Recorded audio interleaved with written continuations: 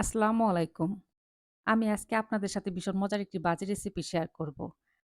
আমি যেভাবে আজকে বাজিটা করব, এভাবে যদি সবাই বাসায় একবার বাজি করেন তাহলে দেখবেন যে আর কোনো কিছু রান্না করার প্রয়োজন হবে না।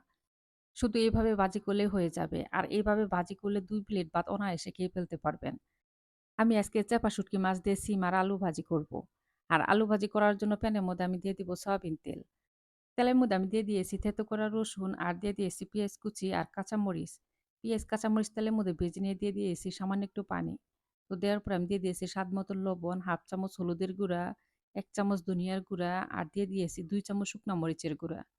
শুধু মসলাটা কষানোর জন্য আমি এখানে পানি দিছি। কিন্তু এখানে আর কোন রকম পানি দেওয়া যাবে না।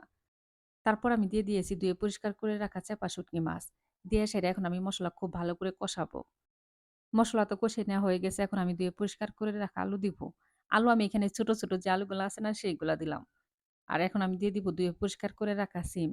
তো আলু আর সিম এখন আমি মসলার সাথে খুব ভালো করে মিশিয়ে নিব। আমি যখন সিলেটে ছিলাম তখন সবসময় দেখতাম যে বাজারের মধ্যে চেপা আর সিদুলগুলা পাওয়া যাইত। কিন্তু এগুলার প্রসেসিং তো আমি জানতাম না যে কিভাবে এগুলা করে খেতে হয়। পরে এক সিলেটের ভাবির সাথে আমার খুব ভালো একটা সম্পর্ক হয়। পুরা একদম বড় বোনের মতো। তো তার কাছ থেকে আমার সবকিছু শেখা।